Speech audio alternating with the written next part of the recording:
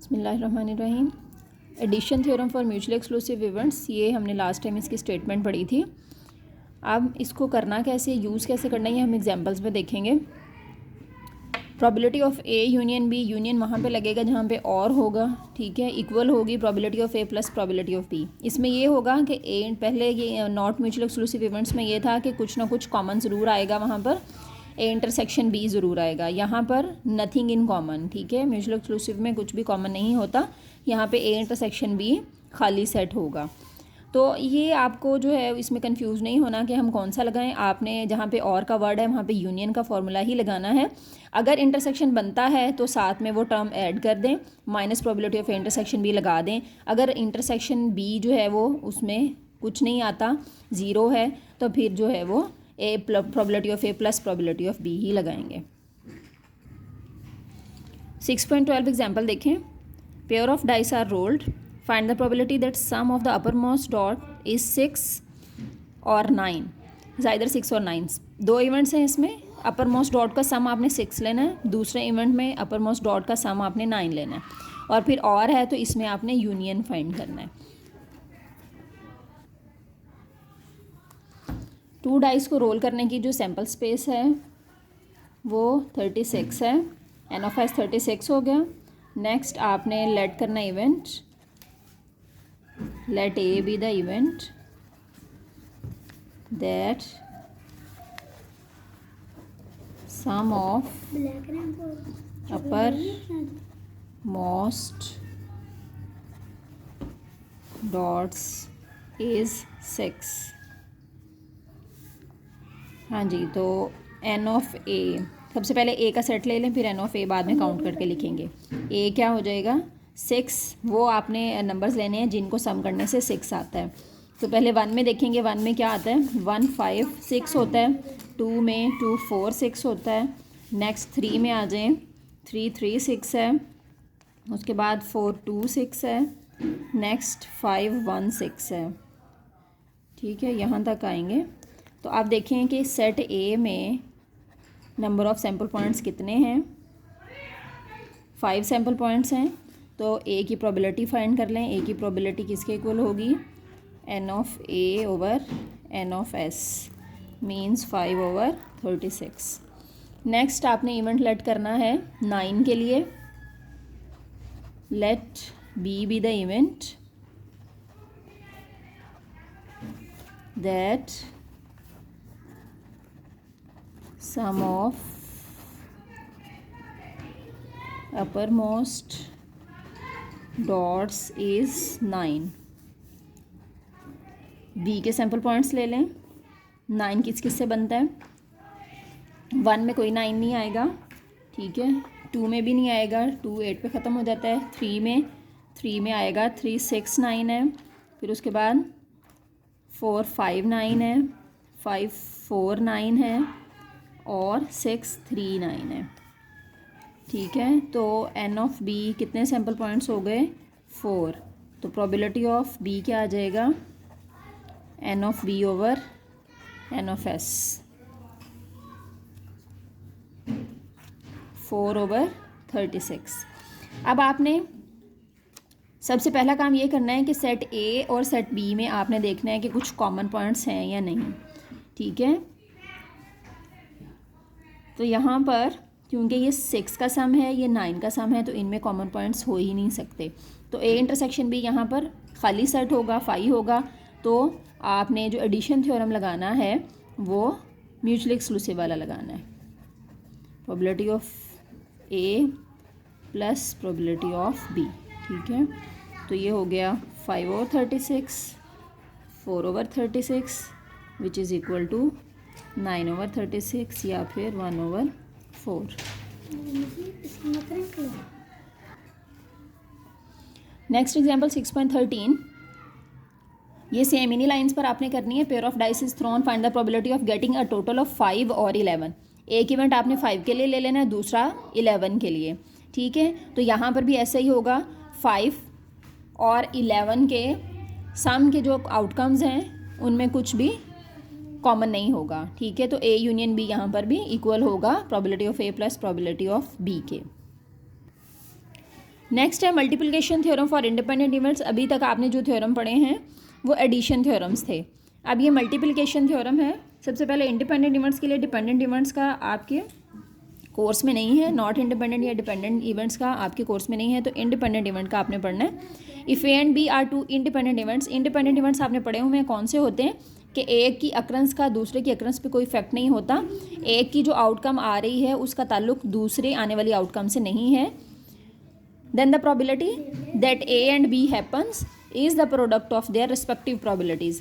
वहाँ पे either of them happening था, ठीक है, at least one of them happening था, यहाँ पे ए और बी दोनों इकट्ठे हैपन हो रहे हैं, ठीक है। यहाँ पर वर्ड जो है वो एंड आएगा, तो जहाँ पे एंड का वर्ड होगा वो मल्टीप्लिकेशन थ्योरम वहाँ पे इंडिपेंडेंट इवेंट्स के लिए लगेगा।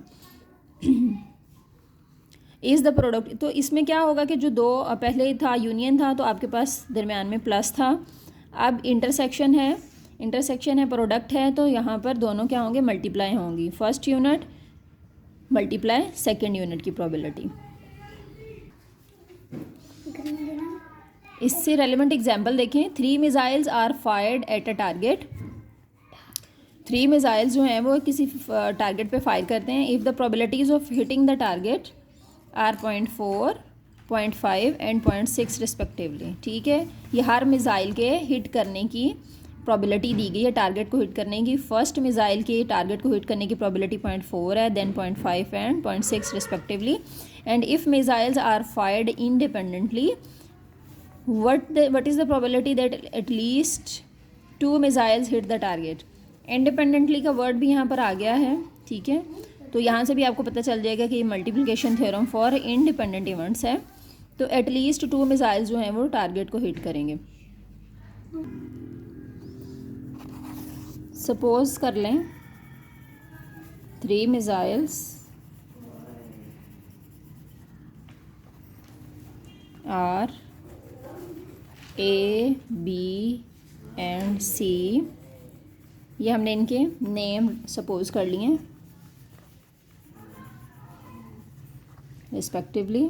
तो ए के टारगेट को हिट करने की प्रोबेबिलिटी है 0.4, बी के टारगेट को हिट करने की प्रोबेबिलिटी 0.5 और सी के टारगेट को हिट करने की प्रोबेबिलिटी 0.6 है।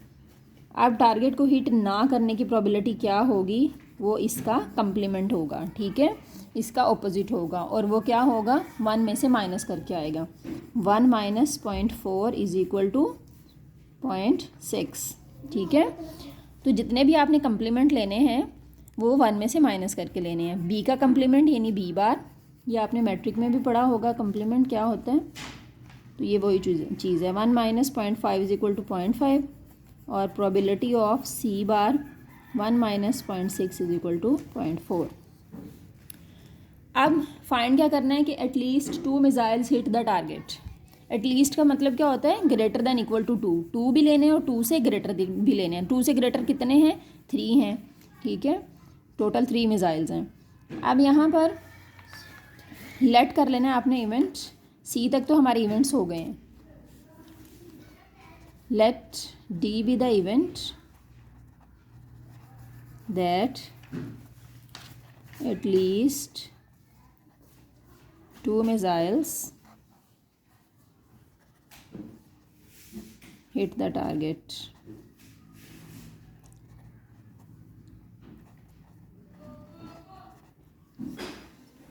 हाँ जी, तो प्रोबेबिलिटी ऑफ डी किसके इक्वल होगी, 2 और 2 से ज़्यादा मिसाइल्स ने टारगेट को हिट करना है। टोटल 3 मिसाइल्स हैं आपके पास। जब 2 मिसाइल्स टारगेट को हिट करेंगे तो फिर उनमें से एक नहीं करेगा, पहले हम रख लेते हैं कि वो हो सकता है सी हो, ठीक है, प्लस सारी पॉसिबिलिटीज़ आपने ले लेनी है। फिर ये हो सकता है कि वो बी हो जो टारगेट को हिट नहीं करता, बाकी 2 करते हैं, ए और सी करते हैं। फिर ये हो सकता है कि ए बी और सी में से ए ना करता हो, बी और सी करते हो। सारी पॉसिबिलिटीज़ हो गई हैं। अब 2 से ज़्यादा हिट कितने करेंगे, 3 हिट करेंगे, तो तीनों के 3 हिट करेंगे, तो किसी पे भी आपने कंप्लीमेंट नहीं लगाना, ठीक है। अब थ्योरम जो आपने पढ़ा है वो ये है कि probability of A intersection B equal होता है probability of A into probability of B. जब 3 होंगे तो तीनों की प्रोडक्ट आ जाएगी, ये इक्वल होगा probability of A into probability of B into probability of C bar. ठीक है, ये फर्स्ट वाला हमने खोल ली ब्रैकेट, फिर इसी तरह सेकंड में आ जाए probability of A B bar और सी, फिर प्लस, अब इसको करें probability of A bar probability of B probability of C. ये डॉट का मतलब प्रोडक्ट ही है, ना भी लगाएंगे तो तब भी ये प्रोडक्ट है, B and C.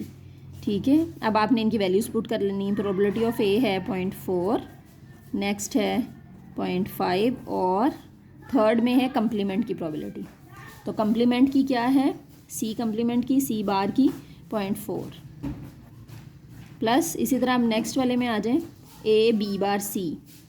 A B बार की है 0.5 और सी की है 0.6।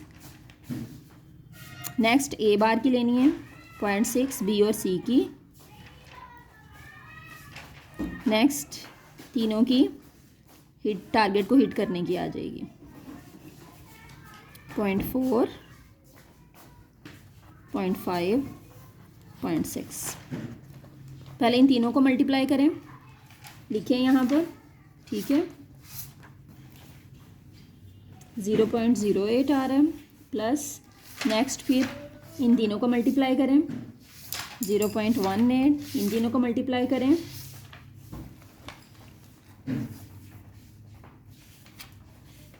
और दिस। ठीक है, तो ये आ गई एटलीस्ट 2 मिसाइल्स को हिट करने की प्रोबेबिलिटी 0.50। आपका चैप्टर कंप्लीट है। ठीक है, सारे टॉपिक्स पढ़ चुके हैं। अब आपके सामने एक्सरसाइज है, एक्सरसाइज आप सॉल्व करें। जो क्वेश्चंस नहीं होंगे वो मुझे बताएं। ठीक है, तो वो फिर मैं आपको करवा दूँगी।